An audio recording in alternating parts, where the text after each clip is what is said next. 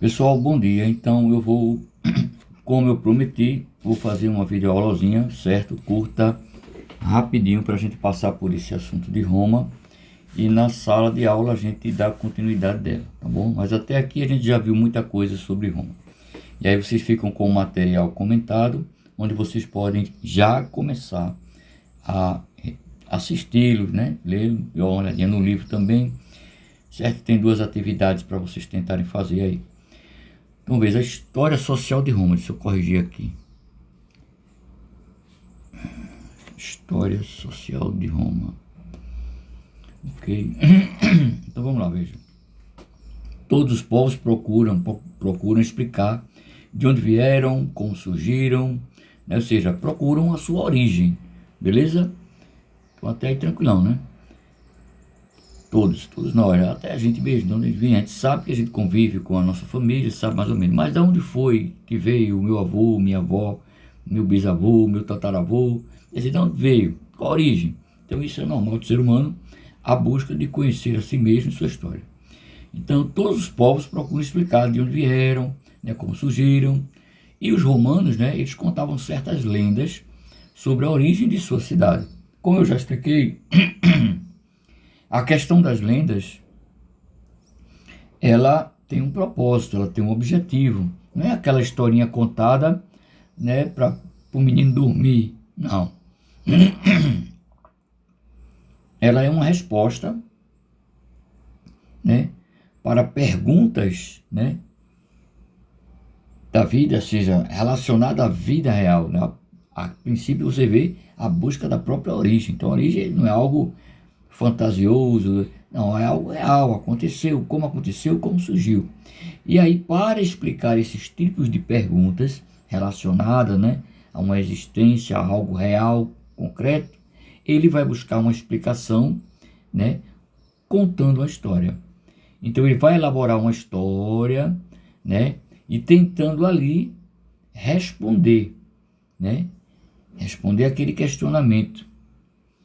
Daí então ele vai criar o quê? A lenda, né? As lendas. Então, sobre a origem da sua cidade. Então, de fato, a cidade existe, né? Se a gente falar, Roma existe, existe, tá lá, tá diante da gente. Todo mundo viaja, tem gente que tem dinheiro, pega, viaja, vai para Roma, vai conhecer, né, aqueles monumentos, aquela coisa toda, né? O Coliseu, tudo aquilo, né? A cidade de Roma, as ruínas. Então, é algo que é concreto, né? Está ali diante dos olhos, não dá para negar. A Roma existe. Agora, qual a origem dela? Então, inicialmente, né, os primeiros, lá, romanos, etruscos, entre outros povos, eles vão trazer uma história para explicar. Hoje, é claro, a gente sabe que não foi por essa história, não foi por essas lendas, mas é importante as lendas, professor? É, porque justamente as lendas ajudaram os historiadores, né, a retirar elementos que confirmaram, né, no concreto, ou seja, no existencial, no verdadeiro, no real, né? Como por exemplo, ele vai falar do Coliseu de Roma, na lenda alguma coisa assim, tá aqui, ó, tem o Coliseu, né? Aí ele vai falar sobre as batalhas, tem, realmente há sinais, há registro que houveram batalhas, então vai confirmando aquilo. Então a lenda ela ajuda porque ela tem pontos da história que são de fato verdadeiros e outros são fictícios, né? Faz parte da história, da historinha contada, de toda aquela imaginação, né, no caso dos povos da época, o imaginário deles, né? Então, a mais conhecida e popular entre os próprios romanos conta que a cidade ela foi fundada por Rômulo, filho do deus da guerra. Quem é o deus da guerra? Marte, né? E Réia Sílvia, né, filha do rei Numitor de Alba Longa. Então veja, ele aqui faz o quê? Ele vai dizer que Rômulo, né, é filho de quê? De um deus com uma humana, que é filho de um rei, né? A gente vai entender o propósito. O professor já falou sobre isso na aula, que o propósito deles é aqui para a gente já começar a entender, é justamente dizer que Roma, o povo romano, é um povo que está ligado aos deuses, né? Que tem a proteção dos deuses, e isso enfatiza e faz a propaganda deles como um povo poderoso. Esse é o objetivo maior, né? Mostrar para os outros povos de que eles são povos que são protegidos pelos deuses, né, que inclusive a sua origem está nos deuses, né, ou seja, é um povo que os deuses protegem, né, tornando-os o que mais fortes, né, talvez mais perfeitos, né, do que outros. Entende? Então essa é a grande jogada, né? Essa é a grande estratégia. Por quê? Porque isso afasta o inimigo. O inimigo vai pensar duas vezes antes de combater Roma, né? Então vamos lá. Continuando, Amulho, irmão de Numitor, destronou seu irmão e obrigou a sua sobrinha Réia, né, que é Réia Sílvia, a tornar-se uma sacerdotisa, o que levou a jogar os seus filhos gêmeos, Rômulo e Remo, nas águas do rio Tibre. Então ela vai pegar, como ela agora vai ser obrigada a ser uma sacerdotisa, ela não pode estar cuidando dos filhos, né? Ela vai cuidar obrigatoriamente o quê? Dos rituais sagrados lá deles. Então, é o que ela faz. Segundo a história, ela joga esses dois filhos dela, os gêmeos, joga lá nas águas do rio, né?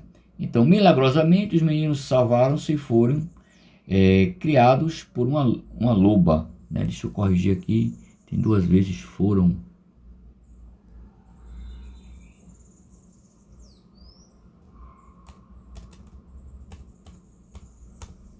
E foram criados por uma loba, tendo depois recebido os cuidados do pastor Fausto e de sua esposa.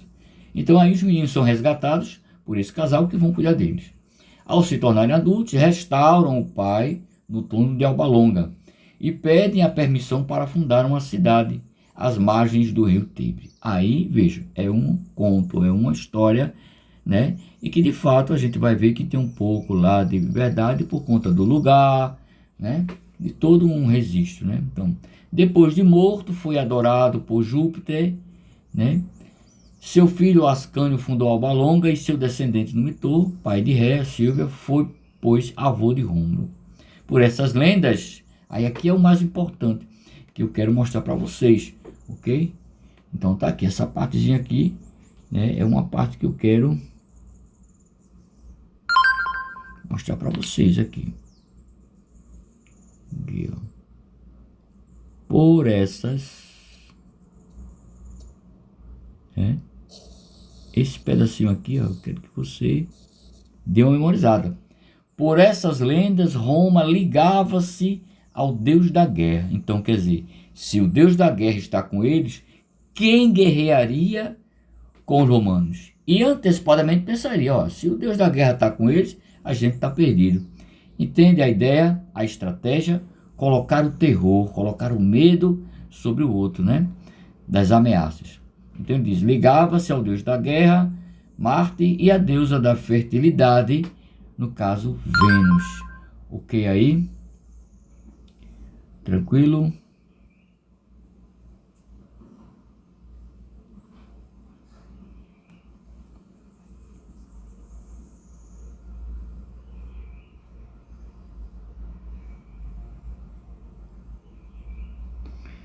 Então, vamos lá. Vamos ver como é que eu saio aqui.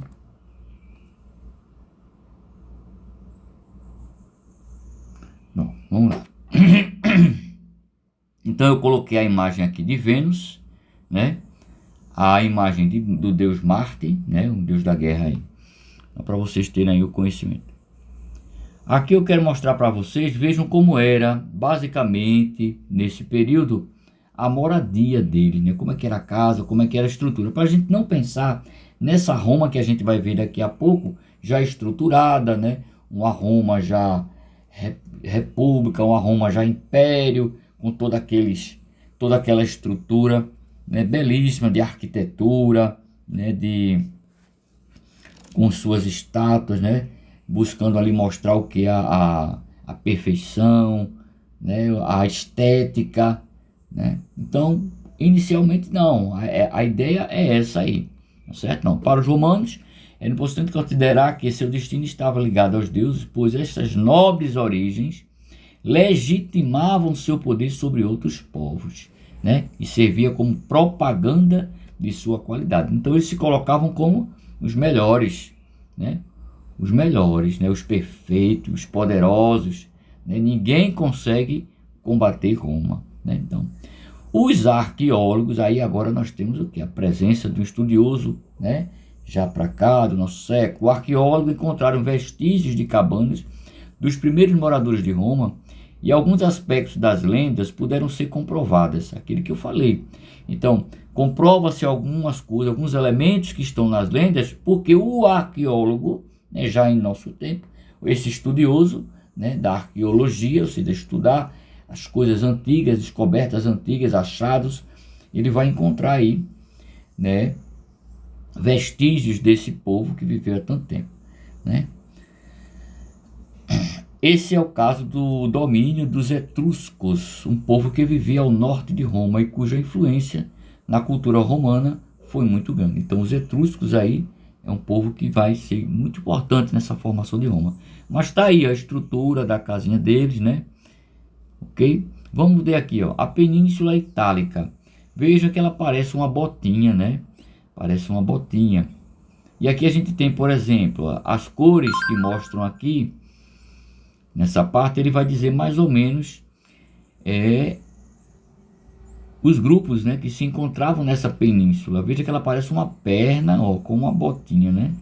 Então essa daqui é a Itália. E aqui onde vai se formar, né, Roma, certo?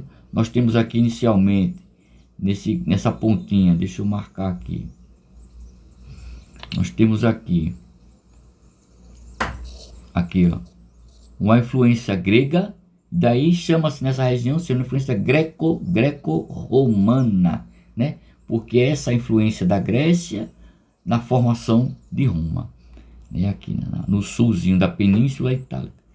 Nós temos aqui, ó, os sabinos, né? Você olha aqui, ó, a cor na legenda, as corzinhas na legenda, e você vai identificando, né? Ó, aqui, ó.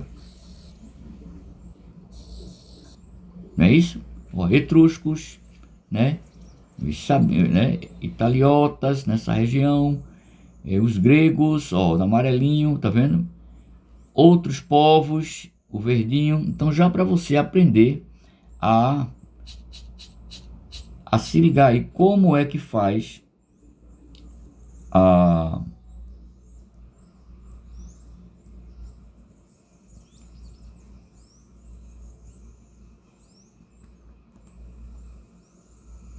como é que você faz aí, no caso, a leitura do mapa, né? Então a gente vê toda essa parte, formando etruscos, né? Aqui você vê o Mar Jônico, né? O Mar Adriático, o Mar Mediterrâneo, que é onde vai acontecer todo e durante muito e muito tempo o comércio com o Oriente, né? E isso facilitou a formação dessas estruturas, né? Agora vamos dar um salto aqui, ó, veja só aqui o Coliseu de Roma, né, ó. Veja antes, né, o antes, como ele era aí, ó, belíssima a estrutura. Veja como já é diferente, né? Diferente dessa outra imagem aqui, ó, dessa estrutura, né? Já temos aqui, né, uma civilização, né, já formada, né? Já bem estruturada, já bem organizada, né? Então nós temos aqui um antes e aqui o depois, né? A destruição, a queda aqui durante o tempo, né? Mas veja que belíssimo, que arquitetura bonita, né? Então, a origem da civilização romana. Os povos indo-europeus chegaram à Península Itálica, né? Lembrando, os povos indo-europeus chegam à Península Itálica. Essa é a Península Itálica, né? Por que, professor? Porque península, né? Vamos lá. Porque península é uma ponta, uma ponta, né, que vai para o mar. Ela avança, né? Uma ponta que avança, ok? Só para a gente dar uma lembrada nisso aí, ok? Então voltamos aqui para... Então os povos indo-europeus chegaram à Península Itálica durante o segundo milênio antes de Cristo. Muitos séculos mais tarde, um conjunto de 7 aldeias de pastores, né, localizadas no alto de 7 colinas, a região do Lácio, né, tá aqui, ó, a região do Lácio, ok? Deu origem à região de Roma. Então veja que agora, segundo o estudo do arqueólogo, do historiador, a gente já tem um novo perfil para uma história, para uma origem de Roma, né? As lendas foram importantes, foram, porque por meio delas eles pegaram ali, né, elementos daquela história e foram confirmados ao investigarem o lugar. E aí chegam de fato nessa localização. Então essa origem da civilização de Roma está aí na região do Lácio, né? Então povos indo-europeus, né? Vou mostrar para vocês aqui só, dar um salto. Aqui, região do Lácio, tá vendo a Península Itálica aqui? Coloquei bem para vocês se ligarem aqui, ó. Veja. Tá aqui a Península Itálica, né? Aquela ponta feita uma botinha. Olha onde está aqui a região do Lácio, para vocês se localizarem, viu? Aqui a gente se localiza, a região do Lácio, tá ela aqui, mesma coisa, né? Aqui ela tá ampliada, né? Foi dado um zoom para vocês se orientarem aqui, ó. Então Roma, ó, na região do Lácio nós temos a região de Roma. Então é aqui aonde Roma vai se formar, na Península Itálica, ok? Então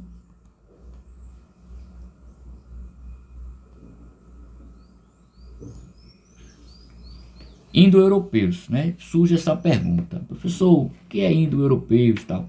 Então aquele que pertence aos indo-europeus, povos nativos da Ásia, ou seja, vindas do Oriente, né? Que se espalharam pela Índia, parte da Europa. Então eles vão, migrações, né? Vão se espalhando. Mas o que é de importante aqui? Ele vai ter um tronco linguístico, né? Imagina então aqui como se fosse aqui uma árvore, né? Você tem uma árvore onde você tem uma língua materna, né, no tronco, e os galhos representam línguas originadas dessa língua mãe, línguas, né, que tem origem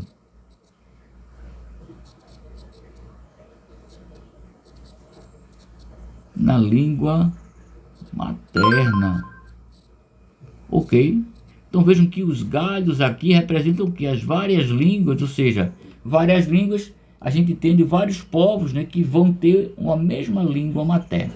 Daí ele diz, espalhado pela Índia, parte da Europa, grande grupo de línguas pertencente à mesma família linguística, né, da qual fazem parte o anatólico, o báltico, o celta, o eslavo, o germânico, o itálico, o albanês, o armênio, né, e o grego, faladas em parte da Ásia e da Europa. Tranquilo, só para a gente entender quando aparece aí no texto, né, sobre povos indo-europeus. Aí você segue o seu entendimento, né, porque é muito ruim quando a gente lê uma palavra, uma frase, a gente não compreende, a gente não encontra mais sentido de ler o restante. Quando a gente entende, aí fica gostoso da gente ler, porque a gente passou a entender.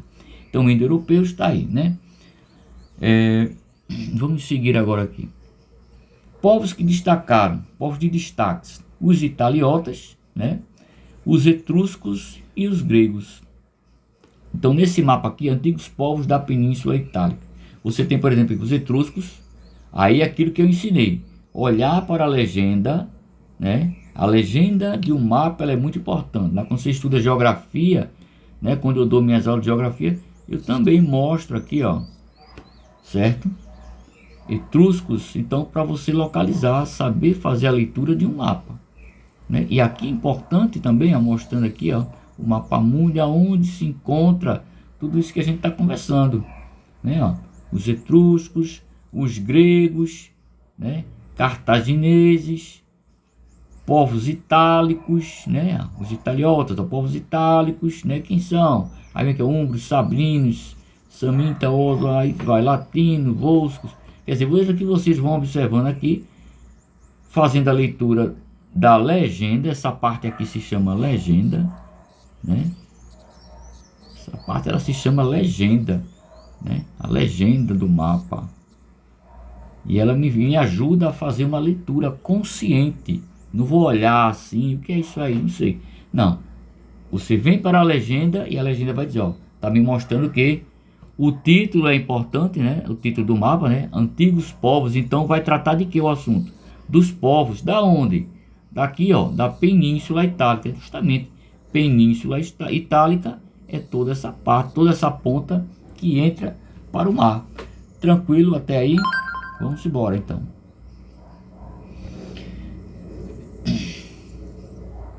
Veja, por volta do século 8 a.C., Roma tornou-se um importante povoado da região. Né? Olha como é importante o conceito, né, aqui de povoado, né? Quem estuda lá geografia, povoado. Quando é que é povoado? Quando é que é populoso, professor? Toda vez eu me engano nisso, eu confundo as coisas, né? Lembra aí que populoso está ligado à população, né? Todo lugar tem gente, tem uma população. Agora, quando a gente fala de povoado, se é mais povoado ou menos povoado, isso aí está relacionado ao quê? A quantidade, né, de pessoas, né? É um cálculo feito a partir de quê? Por quilômetros quadrados daquela região, a quantidade de pessoas. Aliás, você tem um lugar que é pequeno, portanto, por quilômetro quadrado, ele tem uma quantidade grande de pessoas. Você pega uma região e tem lá um pedacinho. Aí, ó, pega 1 quilômetro quadrado desse daí. Quantos a população é de quanto?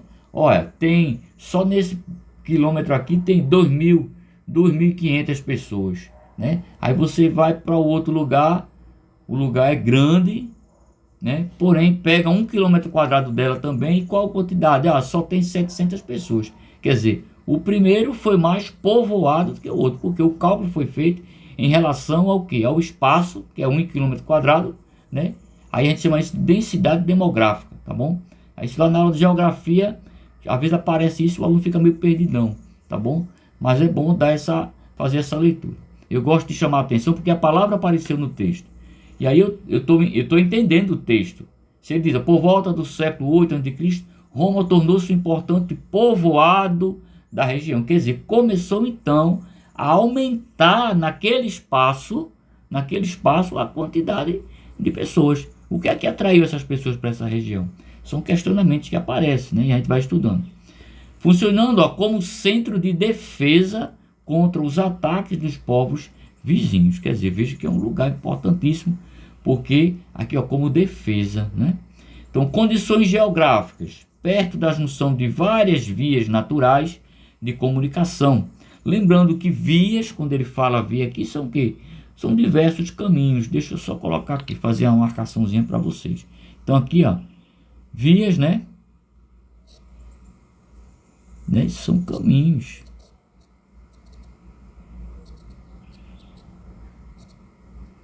São os caminhos. Não ficou muito bom.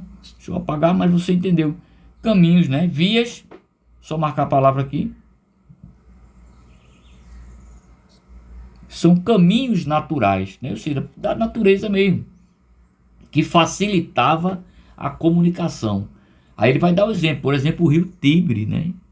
O rio Tibre é uma via natural, que é um rio, mas que facilitou demais a comunicação. Por quê? Eu posso usar como transporte para me locomover e chegar àquele lugar, levar uma mercadoria. Eu mesmo posso ir até aquele lugar. A pessoa que está no outro lugar pode vir até mim. Veja aqui que a gente localiza aqui, ó. Eu coloquei aqui, ó, o rio Tibre para você ter uma noção. O que é que facilita isso? Que os povos utilizavam, né, ele, ó, para se comunicarem, né, através dela, trocas comerciais, né, entre outras coisas, como questão de segurança, questão cultural, aprendizado, né, troca de informações. Veja que o rio praticamente ele corta aqui, né, toda essa área, não é mesmo? Então isso facilita demais, né? Ok? Facilita demais. Facilitou, né? Tá aqui, eu coloquei uma fotozinha para vocês verem o rio Tibre aqui, ó. E já toda essa estrutura, ó, que coisa belíssima, né? As pontes, né? Pontes. Isso é um avanço, né? Com esse arco aqui, a formação desse arco aqui, ó. Né? A formação desse arco, isso aqui é uma arquitetura, né? Ou seja, para fazer isso aqui, gente, ó, é cálculo, é matemática, então exige o quê? Conhecimento, beleza? Então nós temos aqui, ó, conhecimento matemático, né? Conhecimento matemático, deixa eu apagar aqui.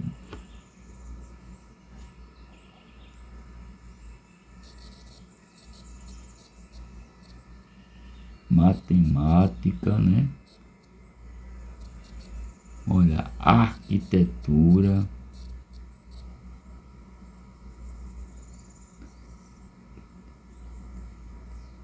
Arquitetura, o que é que eu posso botar mais aqui? Arquitetura,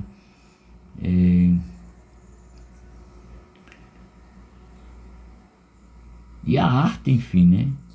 A arte, porque não é só a estrutura, né? A arte, enfim. Roma, ela é um berço cultural. É aquilo que eu estou falando. Aqui, né?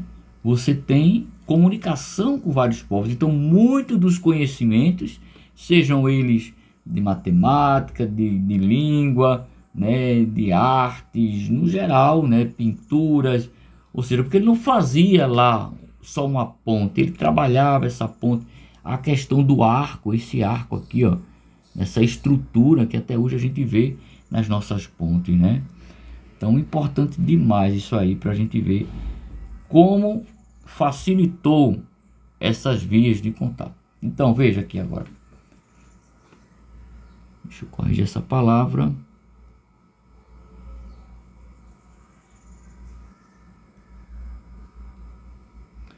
Então, a sociedade romana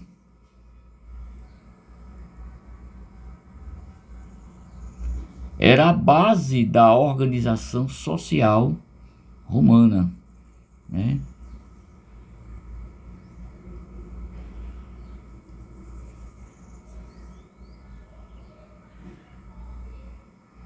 Era a base social. A gente entende a base como o quê? Como aquilo que sustenta. Eu já expliquei até isso em sala de aula.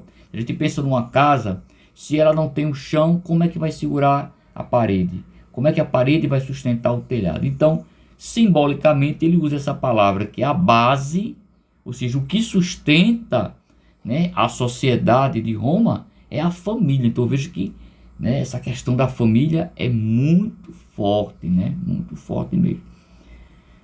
Então, se a família ela se desfaz, perdeu-se a estrutura da sociedade. Então, eles preservavam muito essa questão da família, né? As famílias se agrupavam em clãs, né, que eram grupos. Lembrando que lá na Grécia eram gênos, né? Cuidado na prova, se eu colocar lá gênos, sabe que gênus se refere à Grécia e não a Roma, né? Aqui em Roma é o clã, de acordo com a origem de seus antepassados. Clãs, aí eu botei aqui, origem, né? A etrusca, sabina e a latina. Divisão da sociedade era dividida em 4 categorias. E aí nós temos o que? Uma estrutura social, né? Lembra lá que o professor falou que aqui a gente começa a perceber a questão de civilização, né? Da palavra civilização. Porque civilização, como eu expliquei, não é aquela questão, é um povo educado, civilizado, não. É que demonstra uma estratificação, né? O professor falou já que a palavra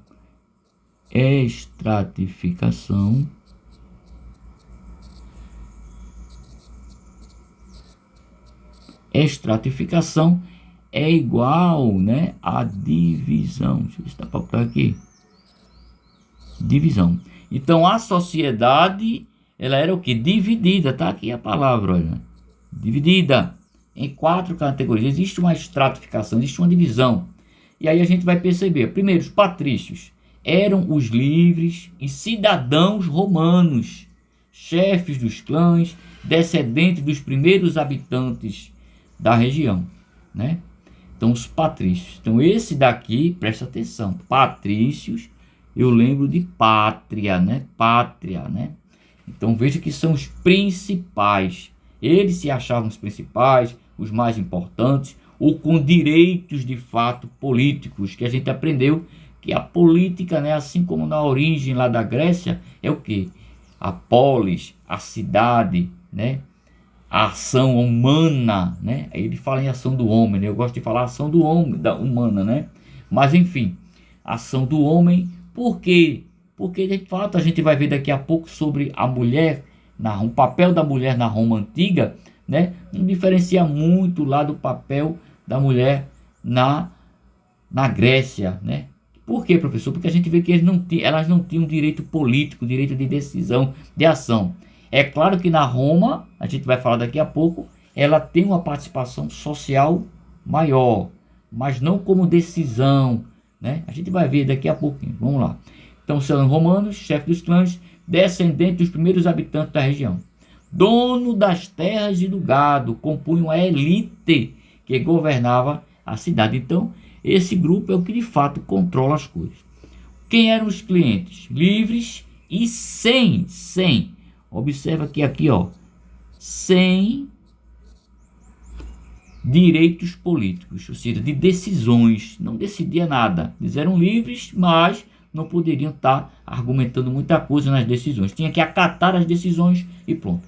Todos os que prestavam serviços aos patrícios, então eles trabalhavam para esse grupo aqui, para os patrícios, estavam subordinados a ele, sendo seus dependentes ou agregados, né? Tá vendo aqui? Quem eram os plebeus? Livres e sem direitos políticos, né? Então, cliente e plebeu, livre. Beleza? Quer dizer, escravo, quem? O próprio escravo. Tá certo? Mas vamos lá. Então, os clientes livres e sem direitos políticos, todos os que prestavam serviço aos patrícios, sendo seus dependentes ou agregados. Os plebeus, livres e sem direitos políticos. Esse grupo era formado por quem? Por camponeses. Então, observa, se é um grupo formado por camponês, quem é que era o dono das terras, né? Então, esses dependiam também dos patrícios, beleza? Então, os patrícios são donos de terra e esses eram camponeses. Então, também estavam submetidos às decisões dos patrícios. Então, eram formados por camponeses, artesãos, pequenos proprietários e alguns comerciantes. Mas você veja, né? Quem é o principal? Patrício, né? Formavam a maioria da população romana. Os escravos, né? Não livres, né? Eles não eram livres. No caso do plebeu, do cliente, eles são livres. Então o escravo é que não tem nada mesmo. Nem livre ele é. Nem tem decisão política e nem é livre. Indivíduos que perderam a liberdade por causa de dívidas, principalmente quando vencidos em guerra, né? Então tinha lá uma batalha, a Roma capturava, né, o inimigo, dizia: pronto, agora você vai ser meu escravo. Você vai trabalhar para mim, não tem direito de decisão, não é mesmo? Agora, depois, até mesmo esses escravos, eles eram colocados, serviam também no próprio exército romano, né? Isso é uma das coisas que vai também levar Roma a cair. Mas é lá para frente isso, tá bom? Vamos então aqui seguir.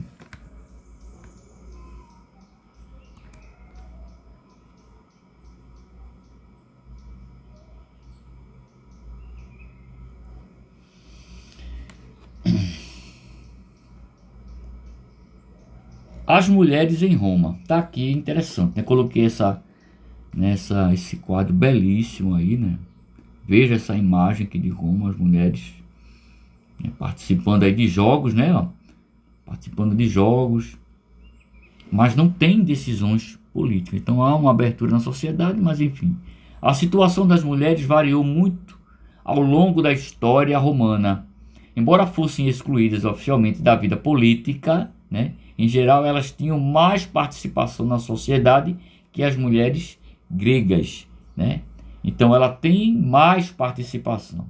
Então, vamos colocar aqui só um lembretezinho para vocês, para a gente não confundir, que eu colocar lá na prova, vocês não vão errar.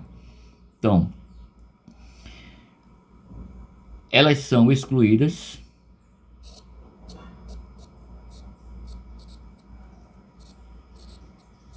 São excluídas da onde? Vida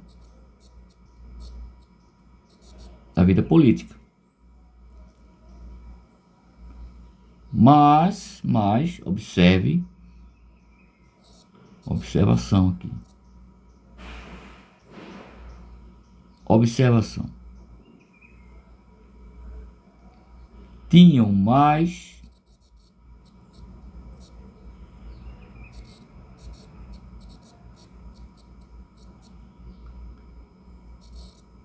participação na sociedade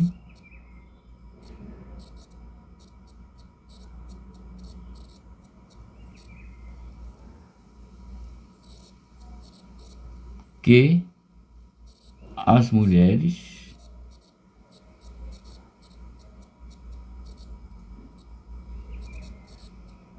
aonde eu vou botar bem grande, ó, e na Grécia. Então, elas eram excluídas da vida política, da vida de decisões, da sociedade, né? Autorizo isso, desautorizo, não, isso aí nem pensar, né? Agora, elas podem participar da sociedade, há uma abertura, né? Para ela participar da vida, né? Entrar nos teatros, tal, aqui e ali. Então, veja, mas ela interferir, né? Não há interferência política, não pode interferir politicamente. A gente entender que a palavra política se dá uma ação, né, de decisões, de interferência. Ela pode participar. Né? O papel destinado às mulheres eram o de esposa e de mãe. Os chefes de família escolhiam com quem suas filhas deveriam se casar, podendo realizar o casamento quando elas completavam 12 anos. Tá aqui, ó. A gente viu que na Grécia seriam 14 anos, já na Roma 12 anos. Era permitido que elas frequentassem espaços públicos, que eu falei agora, teatro, tribunais, e assumiam diferentes papéis na Roma antiga, como comerciantes, sacerdotisas, parteiras, né? Então é um serviço assim, contribuindo, né, com as ações sociais no todo, mas não decisão política, né? Um absurdo, mas era assim, né? A cultura grega. Então, o período monárquico, né? Latinos, né? Monárquico, lembra que eu falei lá da monarquia, né? Ou seja, do rei. Aqui, né, a gente viu a presença do rei, né? Para quem não lembra, mais uma vez, mono quer dizer o quê? Árquico, governo. Então, governo de quem? De uma pessoa. Quem é essa pessoa? Então a gente lembra que é o rei, né? Então o período da Roma onde se tem um rei. Então, quem são esses reis aí? Primeiro, então os latinos, né? Aquela origem latina lá, no espaço de onde a gente vive. Então, Rômulo, no mapa, falou o espaço do mapazinho lá, né? Então nós temos aqui Rômulo, Numa Pompílio, Túlio Hostílio e Anco Márcio, né? Os etruscos, Tarquínio Prisco, Sérvio Túlio e Tarquínio o Soberbo. Então nós temos aí dois grupos aí, né? De origem etrusca e de origem latina. Então os reis eram controlados pelo Conselho dos Anciãos ou Senados. Então veja que aqui o rei, né? A pessoa do rei, eu botei uma setinha para você observar. Ele não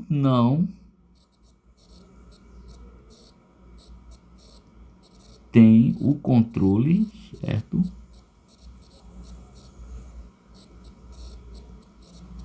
Total, ou seja, não tem o poder total, né? Existe que os reis,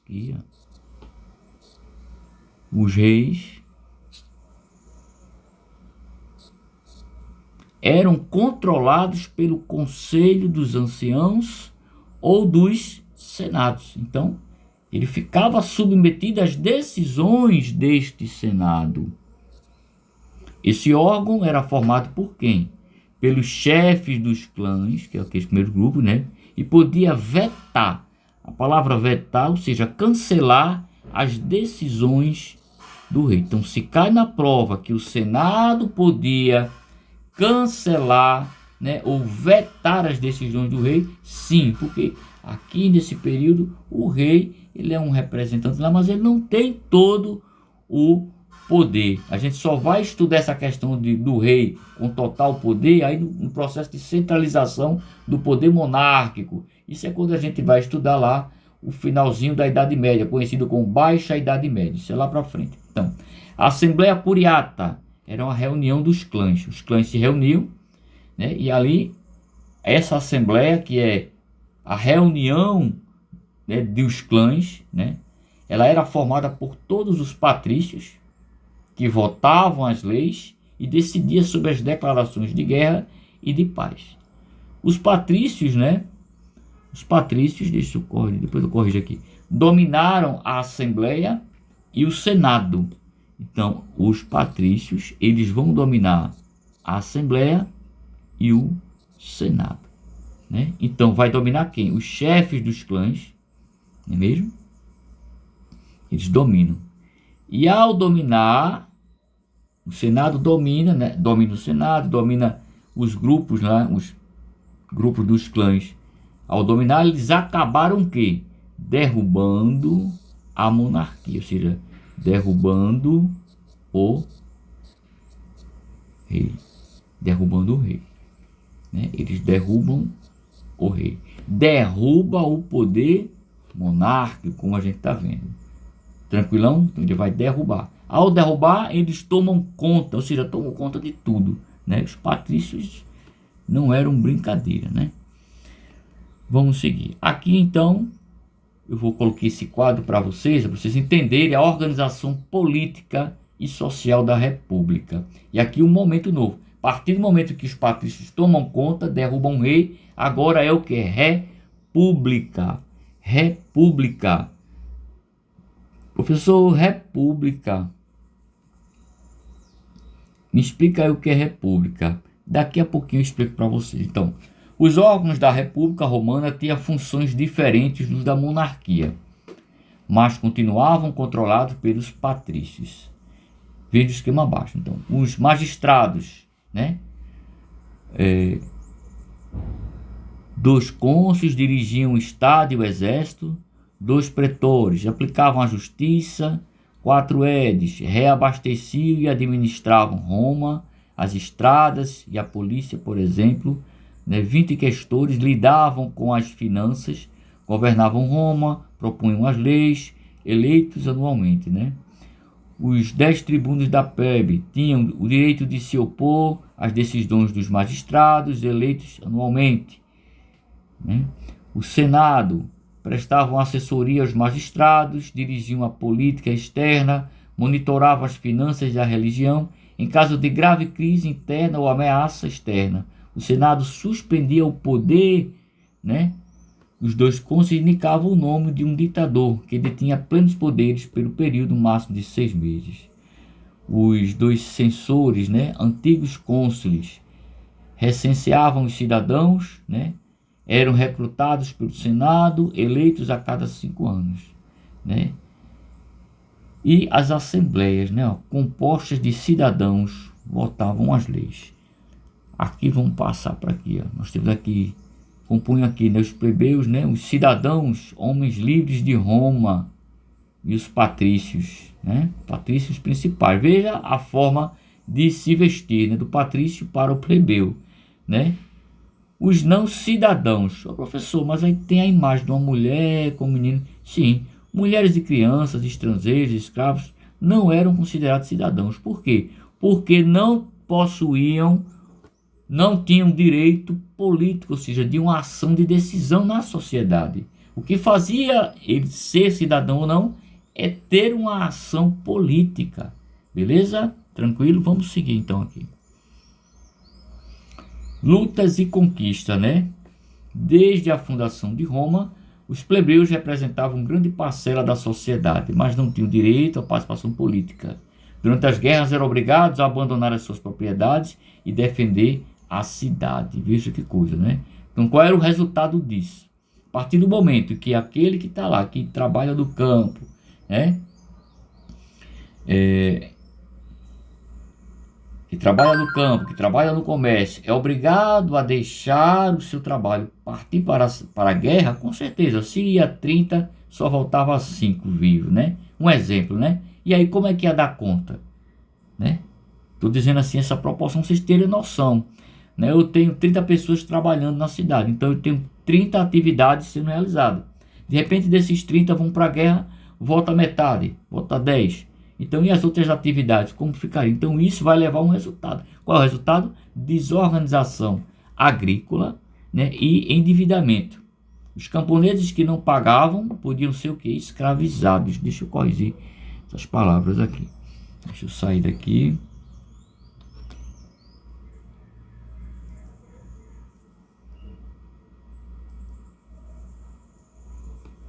Certo? Escravizados. Em 494 a.C., convocados para uma campanha militar, se retiraram para o Monte Sagrado e ameaçaram não ir para a guerra, forçando os patrícios, os patrícios criaram o cargo de tribuno da plebe. Aí a gente vai voltando aqui, ó. Vocês vão ver aqui, ó, os plebeus, né?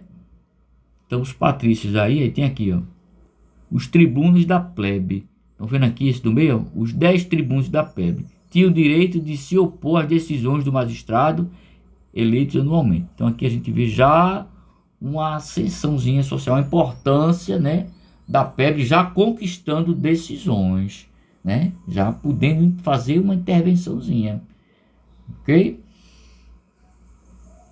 Por conta de quê? Porque eles vão ser convocados, né, para a guerra, mas eles correm para o Monte Sagrado e dizem, não, a gente não vai para a guerra não. E aí, para ver essa participação, os patrícios vão negociar. Não, a gente cria um cargo, então vocês vão ter lá uma vozinha lá para reclamar alguma coisa, né? É isso que eles faziam, são bem sabidinhos. Então, os tribunos eram escolhidos anualmente pelos plebeus, inicialmente 2 tribunos, depois 10. Em conquistas, proibia as decisões do Senado, suspender atos dos cônsules e magistrados, né? Leis escritas. Em 450 as leis passaram a ser escritas. Isso tem um diferencial, né? Porque enquanto ela está oralmente, alguém proibindo só de boca para fora, ela não tem um peso tão jurídico assim. Mas na lei, escrito, né? Isso a pessoa não pode contestar. Por quê? Porque está na lei. Na criação da lei das 12 tábuas, novo Código de Leis escrito, a abolição da escravidão por dívida, né? Lei Canuleia, que permitiu o casamento entre patrícios e os plebeus, valeria apenas para os plebeus enriquecidos, né? Então veja lá, né? Ele permitiu o casamento entre patrícios e plebeus, desde que esse tivesse dinheiro, tivesse posse, né? Entendeu? Então veja aí como são as coisas. 3 áreas distintas, né? Direito público, referente às relações entre cidadãos e o Estado. Direito privado, relativo ao interesse dos particulares. E direito internacional, regulava as relações entre todos os povos ligados ao Império Romano. Aqui eu coloquei 2 questõezinhas, tá bom? Vocês vão fazer aqui essas questões, vão tentar fazer. Aliás, tem 3, né? Tá bom? Quem não fez, se alguém já fez em sala, talvez eu tenha colocado essas atividades em sala, mas não tem problema.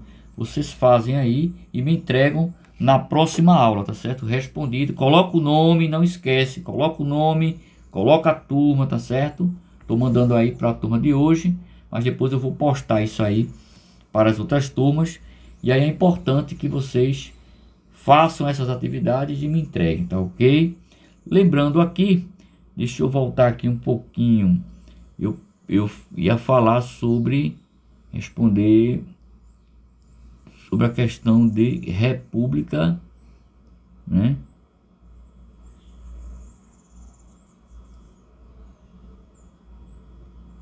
Então você tem, por exemplo, eu vou falar, não precisa nem anotar. Então, república. Eu vou aproveitar esse quadrozinho aqui, tá bom? Só para explicar essa parte aqui, ó, república.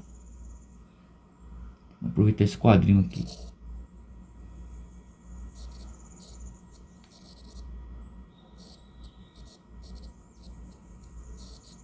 República, deixa eu apagar, parecendo um R, um R aqui.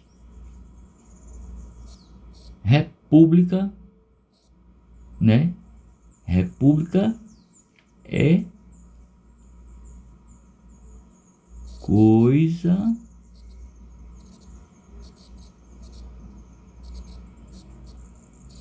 pública igual a coisa pública. Tranquilo? Vou separar. Se eu coloco na prova res pública,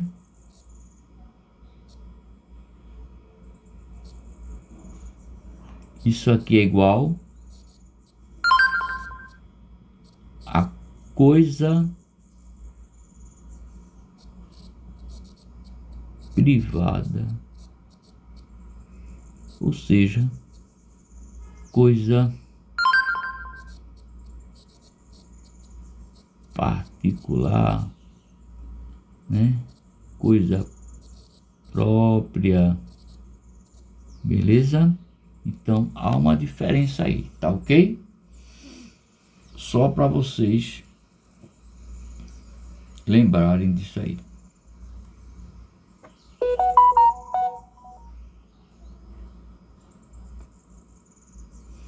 Então a gente fica por aqui. Tá ok, gente? Não esquece de fazer a atividade e enviar para mim.